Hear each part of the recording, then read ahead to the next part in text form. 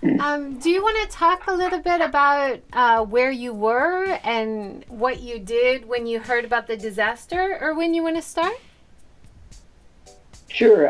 So it was a Friday. It was about 2:46 in the afternoon, and we felt this incredible jolt, and it kept on going and going and going, and we could hardly walk.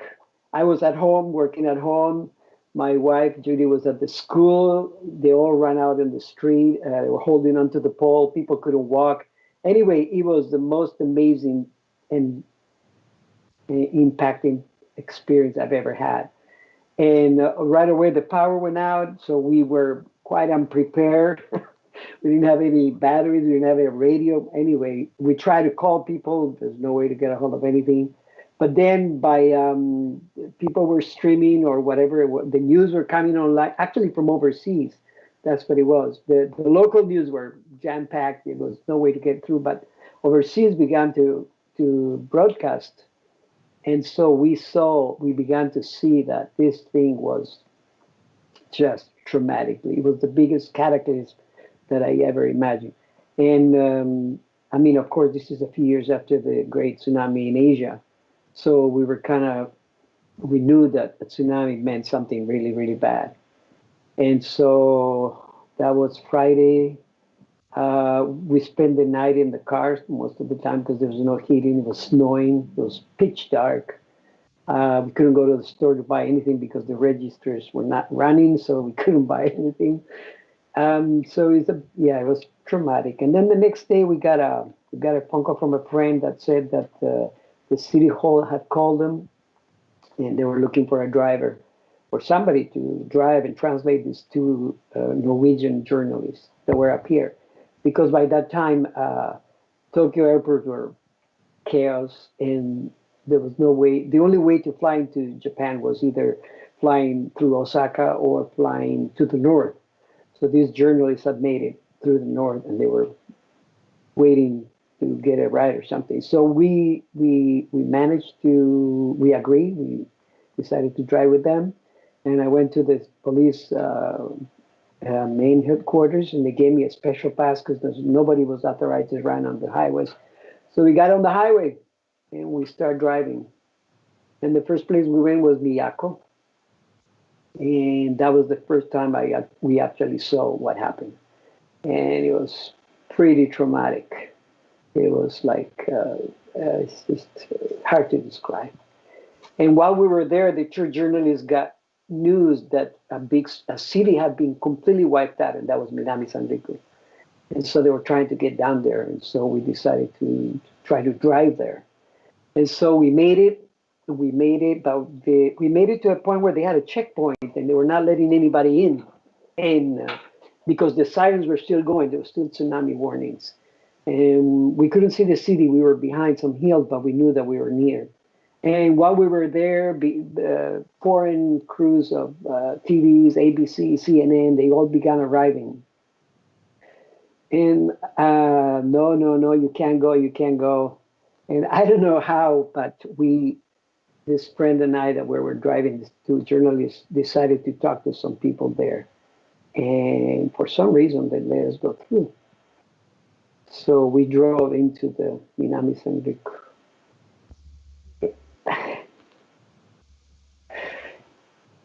Sorry. Anyway, it was just horrible. It was just like the sea was black, there was fire, there was smoke, there was fog, there was snow, and everything was everywhere. And this eerie silence, except for the sirens. And just imagine everything from everywhere, everywhere. You could see toys, personal items. You could see it was just, anyway, traumatic. I felt like my soul was being sucked out. So while the journalists were doing their job, we went to the one of the schools that had become a shelter, and I asked the moms, "Well, what do you need?" And they says, "Well, it's freezing cold, and there's no way to wash anything. We need underwear for the kids and socks, and we need lotion and hand cream for us." And so I thought, oh well, we can maybe get some of those things. So I called my wife and I told her, how about if the moms there help us to collect some things? And that's how it began. So while I was down there, Judy and my daughters began to collect stuff, and the word spread. And pretty soon, I called some of my contacts, city fathers in the city, that began to send like, truckloads, really, of stuff. So our school turned from a school to a warehouse, and we began sorting things out and boxing according to categories and all this and that. And I think 3 or 4 days later, we had a convoy of 4 little trucks ready to go. And that's how we began. That's so powerful and so amazing. And you were so privileged to be able to get in and help. But of course, Yeah, as one of the first few people allowed in, you saw it at its yeah, worst before any of the yes. professional volunteers were able to get in and help. That's amazing. Thank you for sharing.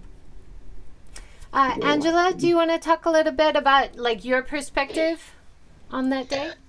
So the story where dad is hears from the survivors and calls mom, that was the day I got the call from my sister, Paula, who was there. I think this was the 14th of March. And I had been in Tokyo and I was with my older brother. We had sort of, evacuated to his home. Um, and it was just, we're thinking of putting together a volunteer team. She told me the story of what you just heard. And I said, okay, I'll come. So I went out and bought a plane ticket. And then my brother was like, are you sure we should be escaping to Osaka and moving away? And they had an 8-month-old. So I kind of was like, yeah, we don't know what's happening, but something was just telling me that this was the right thing to do. And so my daughter and I, she was 8 at the time, we flew to Aomori. And by the time I arrived, as Erwin shared, the school was already becoming a warehouse. And so I just pitched in and helped where I could with PR and getting more supplies. And then, we rented trucks, and Paula was really influential in getting the Facebook page up and running and PayPal so we could get donations. And then, the 19th at 5 a.m. with those 4 vehicles, we took off to Minami Sanriku. I'm showing the picture now. One of your cars just stuffed full of bedding and clothing. How did you collect all of this? Was this just putting out a call to friends and collecting items, or were people bringing things by the school? All of the above. Yeah, But all the all above. Aomori cable television came by, didn't they? Yes, they did. So there was like a wide reach within Aomori. And from what I understood was that as a city, because they're not set up to help, or like Minami Sanriku is not set up to receive, cities actually cannot donate during that period. So they had sent this message that if anybody wants to help, go to the Ortiz Global Academy and drop off what you want. And people in Aomori just came. That's amazing. Besides I heard your great interview with Nick, Angela, talking about what can you do as non-professional volunteers. And I thought that was really interesting. And you basically were saying your biggest role was just supporting local people was what you came to. That's something you can do and can do really well. So what were some of the programs you started doing after the initial delivery of essentials of clothing and food and water? What was the next step for you in that process for both of you? So the immediate need for supplies actually lasted over a year. So I think Erwin can probably speak more closely on the details, but we had a contact or a friend up at the Misawa Air Base, Right. and they donated hundreds of thousands of tons of water bottles. And we found out that that was a gap that was not being serviced. So people were being given 250 to 500 milliliters of PET bottle per day. That was it. And there was no running water. And so that was a huge need for communities. And so I think, Dad, you were organizing the trucks, logistics back and forth from Aomori to Yeah. Minami Sanriku. I was in Minami Sanriku organizing the distribution of the water to local community leaders. I remember going to the Misawa base with our little quarter-ton truck to pick up the water, and the forklift to load it up was bigger than a truck. So we realized, oh no, we better go back and get the big trucks. So that's how we began. So that was a great help. So basically, people working everywhere in all kinds of situations formed the network. So we had our contact in Misawa, a very dear good friend who has passed away, by the way, Simon Bernard. And he connected us with the base, and the base decided to support our efforts. And the people in the community began to help. And so it was just all these people wanting to do something, finding a place like a cog in a machinery to just do your little part. And that was what moved all these things. And that was the Because yeah, that we was have no experience in this. It was a learning as we learn as we go. Yeah, I think you said that in your talk with Nick as well, Angela. You went from being a teacher to a disaster organizer and a volunteer, and shifting that role really quickly. And same for you, Erwin, you didn't come from like a disaster management background, right? Both of you just saw the need and learning as you go. That's amazing. Yeah, yeah. I guess it was like just like that terrible wave of disaster. There was a big wave of wanting to help by many people, and so if you got on board of that, you just carried you too. So that was very nice to see how people helped and gave what they could. So, where were people sheltering? I'm trying to remember back. I was in Japan at the time, and we were trying to get as much news as possible. Was it in like school buildings or public halls? People were still sheltering and then moving into temporary housing after a few months. Yeah, Is that right? and that was after quite a while. The big blessing of Minami San Rico was that all the high schools and the schools were in higher ground. So, and it was just before time to leave. So a lot of the kids survived. And also immediately the schools became the shelters where things were to be deposited and where supplies began arriving. And one good thing that we had was that Angela had worked at a hotel in Amori, and she had a connection with with somebody who had moved from the Hotel Amori in Amori City to the Canyon Hotel, and the people in the Hotel Amori were wondering how was he doing. So they told us, "Why don't you go and find out?" And so maybe Angela, you can go ahead and tell that story. That was an important part. That's true. That connection was like crucial, I think, to the whole evolution of what became Place to Grow, because Dad and I drove up to the hotel and it was all dark and shut down, but you could tell that it had survived the majority of the disaster, but inside was like abandoned and dark, and there were whiteboards showing that, people were living there.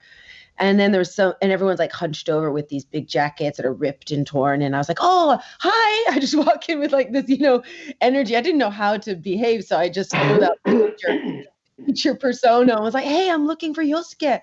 And she just looked at me like, oh my God, who are you? This crazy person. But then like maybe 3 minutes later, Yosuke came out and he was just like, oh my God. And so I gave him this package of letters from his grandmother, and we went back to Aomori and seriously considered what we should do as a family, because, the Fukushima situation was exploding, and especially the news coverage was pretty much like it's Chernobyl and everybody should leave. So we sat down, but it was my younger brother, Jesse, that kind of just reminded us all, like, Japan's our home. His wife is half Japanese. Like he was born here. He was like, why would we leave now? And I just remember me and all of us were just like, yeah, we know this. Okay, let's get to it. Then I called Yosuke and I said, okay, we want to come down for a few more days so that we can understand what is the need and how do people like us really support them?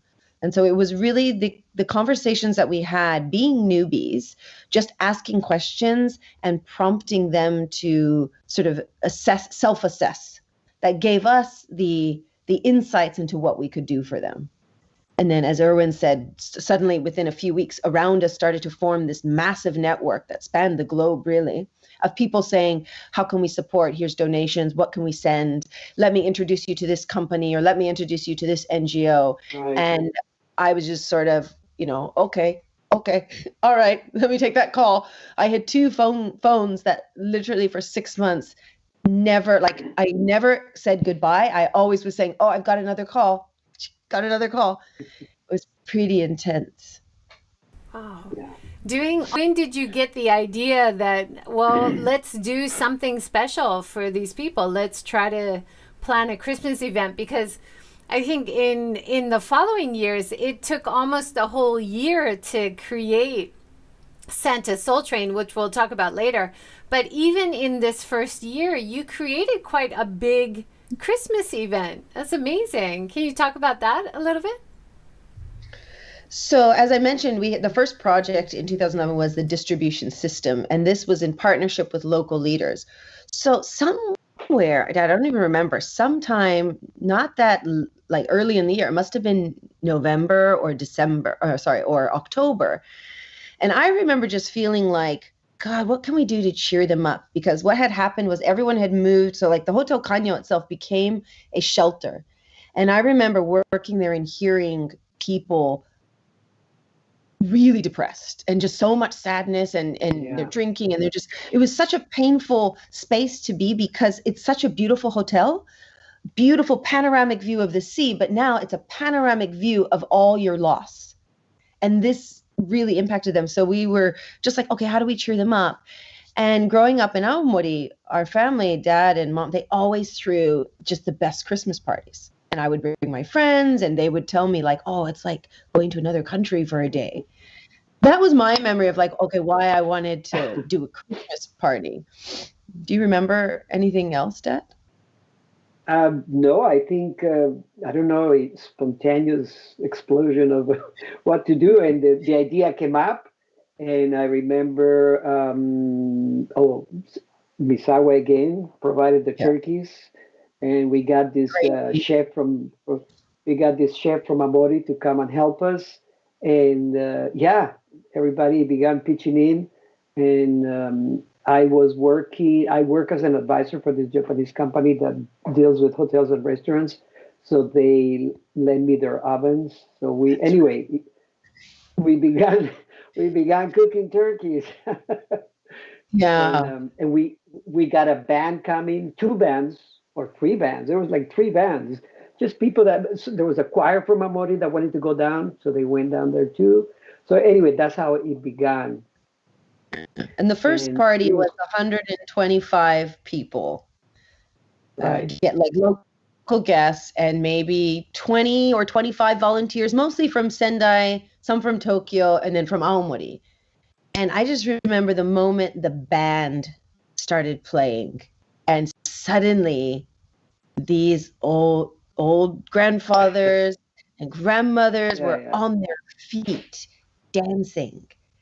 And I mean, like, I didn't even expect this from, Japanese people who live in Tokyo, and they were just so happy, laughing and dancing and hugging. And we had like these young volunteers from Sendai University students dancing with, 80-year-old grandmothers. And it was just so joyous that I think, well, for us anyway, but I think I've said this before, like, I never thought that project would continue. I thought that was just a one-off, and it was just something fun to cheer them up. And then when we moved into 2012, but I think that also helped us realize that, this kind of emotional support is actually really valuable. And it's something that us as, let's say, emergency response or professionals can do.